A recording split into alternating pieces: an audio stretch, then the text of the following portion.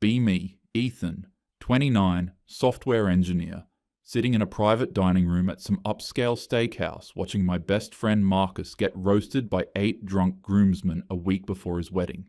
Should be fun. It's not. And then, Marcus is saying, laughing so hard he can barely talk, I got down on one knee right there in the restaurant where we had our first date, and this waiter thought I was tying my shoe. Everyone's cracking up. Someone orders another round. I'm nursing my third whiskey, forcing laughs at the right moments, trying to look normal. I'm not normal about this stuff. Jake, Marcus's co-worker, is scrolling through photos of his fiancée on his phone, showing the guy next to him the ring he bought. $8,000 worth every penny, bro. Devon, my college roommate, is talking about proposal plans for his girlfriend, thinking maybe New Year's Eve. Fireworks, champagne, the whole deal. I feel my chest tighten, the room's too hot. Ethan! Marcus raises his glass toward me. To my boy Ethan, only single guy left in the crew, pouring one out for our fallen soldier. Everyone laughs, I force a smile, raise my glass. Someone's got to keep you married, guys, honest. Speaking of, Jake turns to me, and I know what's coming. What happened with Rachel? You guys were solid. My stomach drops. Just wasn't the right fit. You said that about Emma too, Devon chimes in. And before her, Sarah. The table goes quiet for a beat. Everyone's looking at me. Marcus, drunk and sentimental. Man, I hope you find what Jen and I have. You deserve it. The chest tightness gets worse. I need air. I need them to stop looking at me like I'm broken. Devon won't let it go. He's always been the blunt one. Real talk. Why are you so weird about commitment? You get to like a year and you're out. Every single time. 8 pairs of eyes on me. The steak I ate sits heavy in my stomach. What are you waiting for? Devon presses. You're 29. You own a condo. You have a 401k. What magical sign are you waiting for? I don't have an answer. Or I do, but it's not one I can say at a groomsman dinner. Because the truth is, I think about my dad. I think about the guest room he slept in for a year before the divorce. I think about how he'd apologize for things that weren't his fault just to keep the peace. How he got smaller and smaller until he finally left. Just not ready, man, I say finally. Jake laughs. You sound like a chick. Everyone laughs. I laugh too. We move on to honeymoon plans and the subject drops, but it doesn't drop for me. But then Marcus leans over, whiskey sloppy, and grabs my shoulder. You know what the secret is, he says, eyes unfocused. Finding someone who makes you better. Jen makes me want to be better. I nod. Force another smile. My dad told me the same thing before he proposed to my mum. Marcus continues. Said marriage should make you more yourself, not less. My stomach turns, because that's the opposite of what I saw. My dad became less confident, less happy, less dad. Marcus is still talking. Jen tells me all the time. She wants me to keep my hobbies, my friends, my life. She's not trying to change me, you know? That's great, man. I manage.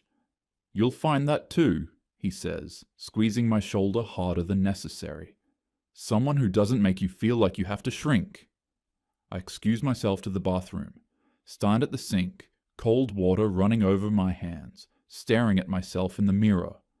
Someone who doesn't make you shrink. My dad shrank for 15 years. 3 hours later, I'm in an Uber, too drunk to drive, scrolling Instagram. Rachel posted, she's at someone's wedding, looks happy. Comments full of, you're next, and heart emojis. I close the app, stare out the window at the street lights. That night, I lie in bed, ceiling fan spinning above me, and I can't sleep. I keep thinking about Marcus saying, you deserve it, like marriage is some prize I'm too fucked up to claim. Maybe I am. I finally passed out around 3 a.m. My mom texts me Sunday morning. Coffee today? 10 a.m. at that place you like? Need to talk to you about something. I should have known it wasn't casual. I show up, Blue Bottle downtown, exposed brick, minimalist, full of people on laptops pretending to work. She's already there, herbal tea in front of her, dressed nice. She planned this? She hugs me, says, I look tired. Orders for me before I can speak. Americano, right? That's still your usual? It is. But I hate that she assumes we make small talk. Work? Fine. The wedding coming up? Fine. My apartment? Fine. But I can see it in her face. The concerned mom look, the I'm worried about you face. Here it comes. So, she says, stirring her tea slowly, I ran into Rachel's mom at Whole Foods yesterday. My stomach drops. She mentioned Rachel seeing someone new, some guy from her gym. I don't react. Mom watches me like I'm a lab experiment. She seemed surprised you two split. I was too, honey. You seemed happy. We were fine. Didn't work out. This is becoming a pattern though, isn't it? And there it is. She launches into it. She's been thinking about this. She's worried the words come, like she rehearsed them. Emotionally available. Fear of vulnerability. Commitment issues. Self-sabotage. Avoidant attachment style. She's read articles I should see someone. Her therapist has thoughts about adult children of divorce. I feel rage building in my chest like pressure in a shaken soda bottle. Maybe it's about learning to be vulnerable, she's saying. To let someone in. I know the divorce was hard on you, but you can't let it define... Mom. She stops. Looks at me. I'm staring at my untouched coffee. Why are you so afraid of marriage, Ethan? She says it so gently, so concerned, like she genuinely doesn't understand. I laugh, not a happy sound. You really don't know? Don't know what? Mom. I look up at her. You destroyed Dad. Silence. The espresso machine hisses, indie music plays. Someone laughs at another table. That's not fair, she says, defensive immediately. The divorce was complicated. I'm not talking about the divorce. Her face changes. She knows what's coming but doesn't want to hear it. I lean forward. You want to know why I'm afraid of marriage? Let me tell you. The BBQ at Uncle Tom's house, I say. I was 11. Dad was grilling. You asked him to bring out salad bowls. He said he would after he flipped the burgers. Remember what you did? She shifts in her seat. Ethan, that was almost 20 years.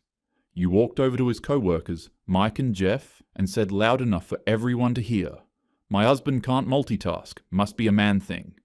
They laughed. Dad's face turned red. He put down the tongs and got your bloody salad bowls. I was joking. Dad stopped hosting after that. Stopped inviting his friends over. I noticed. I was 11 and I noticed. She opens her mouth, closes it. Then the chore chart. You made an actual chart for your adult husband, take out trash Tuesday and Friday. Vacuum living room Saturday. With little gold stars when he completed tasks. I was trying to create equitable division of labor. You treated him like a child, and when he worked late and missed trash day, you'd leave the overflowing bag in front of the TV so he'd see it when he got home. I watched you do that. Her face is flushing. The whole time you posted on Facebook about partnership and equality. Your friends would comment about how lucky Dad was. I saw those posts. I saw the difference between what you said online and what you did at home. That's not... When I was 13, Dad started packing the same sandwich every day for lunch, turkey and cheese. No variety. I asked why. He said he liked it. But I heard you two arguing one night. He wanted to buy lunch at the deli by his office, $12. You said no, stick to the budget. I leaned back. The budget you controlled. Meanwhile, you got your nails done every 2 weeks, $60 plus tip. Gym membership you never used, $80 a month. Take out for yourself when Dad worked late, but Dad couldn't buy a sandwich. I managed the finances because your father didn't have bandwidth. He made 70% of our household income. She has no response to that. Every Sunday, Dad watched football, his one thing, and every Sunday you'd walk through the living room. Must be nice to waste a whole day. Watching men in tights chase a ball. You called it toxic masculinity, said you didn't want me exposed to it. I was frustrated he wasn't spending time. He asked you to watch with him, multiple times. You refused. So he started watching in the garage on his laptop. In the fucking garage, Mom. She's crying now. Quiet tears. And then the guest room. Dad started sleeping. There. You told everyone he chose it, that he was emotionally withdrawing. But I heard the fight. You told him, until he showed up as a real partner, you needed space. My voice drops. I was 13 years old, and I understood my dad had to earn the right to sleep in his own bed. I sit back. My hands are shaking. So yeah, I'm afraid of marriage. I watched what it did to Dad. I watched him shrink. I watched him apologize for existing. And I watched you. I stopped myself. Watched me what? I watched you feel justified every step of the way. A couple at the next table is definitely listening now. I don't care. Mom's mascara is running. She wipes her eyes with a napkin, trying to compose herself. You're painting a very one-sided picture, she says, voice shaking. Your father wasn't innocent. There were things you didn't see. Like what? He was emotionally unavailable. He didn't communicate. He'd shut down when I tried to have conversations about our relationship. Because every conversation was a trial. You'd sit him down and list everything he did wrong that week. You called them check-ins. He called them... I stop. Called them what, Ethan? He told me once, after you divorced, they felt like performance reviews where he was always failing. She flinches. I was trying to create an equal partnership, she says. Do you know how much emotional labor I carried? The mental load of running a household? He worked 60-hour weeks. You worked 35. He paid the mortgage, my school tuition, your car payment. Marriage isn't about money. Right, it's about partnership equality. So what did you contribute that was equal to 60-hour work weeks and 70% of the income? I raised you. We both know Dad did half the parenting until you pushed him out. Silence. She tears the napkin in her hands into small pieces without seeming to notice. You wanted equality in chores, but not financial responsibility. I continue. You wanted him to do half the cooking, but you had veto power over what he made. You wanted him to communicate, but only about what he was doing wrong. That's not equality, Mom. That's control. He withdrew emotionally first, she tries. He stopped being present. I remember when Dad was present, I was 8, maybe 9. He'd come home and ask about your day. Try to hug you. You'd stiffen. One-word answers. Go back to your phone. That's not... I remember him bringing you flowers once you said, what did you do wrong? Like the only reason he'd buy flowers was guilt. He never bought them again. Her face crumbles. He didn't withdraw first. He stopped trying after years of being punished for it. She's fully crying now. The barista glances over, concerned. I did my best, Mom says. Marriage is hard. I was working through my own issues. Do you remember what you told me the day Dad moved out? She goes pale. She remembers I was 14, crying. I asked if you'd get back together, and you looked me right in the eyes and said, marriage is a trap men use to control women. I'm free now. I was hurt. I was processing. I was 14. People are staring now. I don't care. You told your son that marriage was a trap right after destroying his family, and you're confused why I'm afraid? I pull out my phone. Open Instagram. Show her my feed. You post about healthy relationships and emotional intelligence. You share quotes about communication. You've been with what? 4 guys since Dad? 5? She doesn't answer. How long did the longest last? 14 months? And every time it ends, you post about knowing your worth and not settling. I put the phone away. The common denominator is you, just like the common denominator in my failed relationships is me. I'm doing what you did. Finding reasons to leave when it gets real because you taught me that's what you do when someone doesn't meet your standards. She's sobbing. Not quiet tears, full sobbing. I never meant. I was trying to be a good mother. You were so focused on not being controlled that you became the controller. Dad paid for it. Now I'm paying for it. I stand. Put a 20 on the table. I need to go. Ethan. please. I don't blame you for the divorce, Mom. I blame you for making me watch what you did to him and pretending it was feminism. I walk out. Leave her there, mascara streaked, in a coffee shop full of strangers who heard everything. 6 hours later, Mom texts me. I'm so sorry you feel that way. I know I wasn't a perfect wife or mother, but you have to understand how difficult things were for me. Your father and I both made mistakes. I hope someday we can talk about this more calmly. I love you. I read it 3 times. I'm sorry you feel that way. Not, I'm sorry for what I did. Not, I'm sorry I hurt you. I'm sorry you feel that way. I almost laugh. Almost. I don't respond. Instead, I sit on my couch with my second beer and think about Rachel. It started small. She'd joke about me leaving dishes in the sink. Then the jokes got sharper. Must be nice to have someone clean up after you. She started suggesting I dress differently for her friends' parties. Just trying to help you put your best foot forward, babe. She wanted access to my location on my phone. It's 2024. Everyone shares locations, unless you're hiding something. When I'd work late. Your job again? Must be nice to have an escape.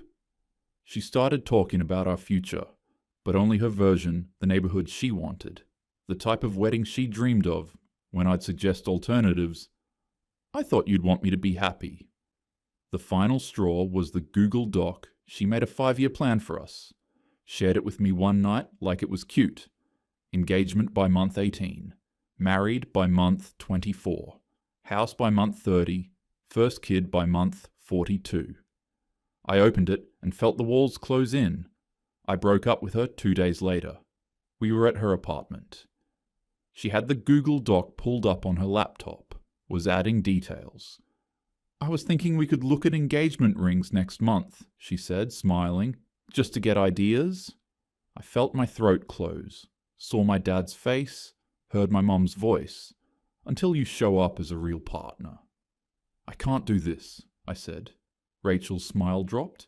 Can't do what? This. Us. I'm sorry. She cried. Said I was sabotaging something good. Said I was afraid of a strong woman. That phrase. My mum used that phrase about my dad. I wasn't crazy. I wasn't self-sabotaging. I was pattern matching. I saw the signs, the small controls, the jokes that cut, the rewriting of disagreements, the progressive language weaponized I ran because staying meant becoming my dad. The fear wasn't irrational. It was protective. Sometimes I wonder if I was wrong. If Rachel would have been different if I quit too early. But then I remember the way my dad looked at family dinners after the divorce. Relieved. Free. Like he'd been holding his breath for 15 years and finally could exhale. Better to leave at year 1 than wake up at year 15 and realize you've disappeared. Better to be alone than to become a ghost in your own life. Maybe I'm damaged. Maybe I'm just learning from what I saw. I sit there in my quiet apartment, beer getting warm in my hand, and something shifts. I'm still scared of marriage, still scarred, but at least now I know why. I open my contacts, scroll to Dad. We haven't really talked since a stilted birthday call 6 months ago. I type, "Hey Dad, I know it's been a while. Can we get dinner this week? There's some stuff I want to talk about." I think I finally get it. I hit send before I can overthink. 3 minutes later, my phone buzzes. Of course. Thursday work. I'd really like that, son. I stare at the message. My eyes water. Thursday's perfect. I put my phone down. Finish my beer. The apartment's quiet except for the hum of the refrigerator and distant traffic outside. I think about Marcus getting married next week, about the groomsman dinner and Devon asking what I'm waiting for. I think about my mom sitting in that coffee shop, finally hearing what I've carried for 15 years. I think about my dad in that guest room, getting smaller, apologizing for existing. I'm not sure I'll ever not be afraid of marriage, but maybe, talking to Dad is a start. Maybe understanding where the fear comes from is enough for now. I don't have answers, I don't have a happy ending, but I have clarity. And for the first time in a long time, that feels like something. 3 months later, I meet Dad at the same steakhouse where Marcus had his groomsmen dinner. We haven't done this, just the two of us, in years, maybe a decade. He looks older, greyer, but there's something different in his eyes. Less tired, maybe. We order, make small talk about work, about the weather, about nothing. Finally, he says, "Your mum called me." I freeze, fork halfway to my mouth. "After your conversation, she was upset, wanted to know if I'd turned you against her." "What did you say?"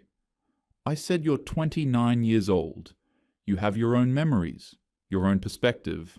He takes a sip of water. She didn't like that answer. We eat in silence for a minute. "I'm sorry," he says finally, "for letting you see all that, for not protecting you from it. Dad." "No, let me finish." He puts down his fork. "I should have left earlier, should have fought harder for custody, should have been honest with you about what was happening instead of just taking it. You were trying to keep the peace. I was being a coward." He looks at me. "And you paid for it. I see that now." My chest feels tight. "I used to think," I say slowly, "that I was broken, that something was wrong with me for being scared." "You're not broken, Ethan." "I know now, but I wasted years thinking I was." He nods. Understands. "For what it's worth," he says, "I'm dating someone. Have been for about 8 months." I look up, surprised. "Her name's Patricia. She's different. We split everything 50-50. She doesn't keep score, doesn't make me feel like I'm failing some test I didn't know I was taking." He smiles a little. "I didn't think I'd ever want to try again, but she makes it feel safe." "That's good, Dad. Really good. I'm telling you because I want you to know it's possible to not carry what I carried. You can be careful without being paralyzed." We finish dinner. He pays. Insists on it. In the parking lot, before we get in our separate cars, he hugs me. Actually hugs me. Tight. "I'm proud of you," he says. "For confronting it? For not just accepting the fear?" "I learn from the best," I say. He laughs. Sad but real. "Learn from my mistakes, not my example." I drive home that night, and I don't feel fixed. I don't feel healed, but I feel less alone. And when I see Devon posted photos from another friend's engagement party, everyone coupled up, happy, moving forward, I don't feel the panic. I just feel, okay, maybe someday I'll be ready. Maybe I won't. But at least now I know the fear isn't who I am. It's just something that happened to me, and that makes all the difference.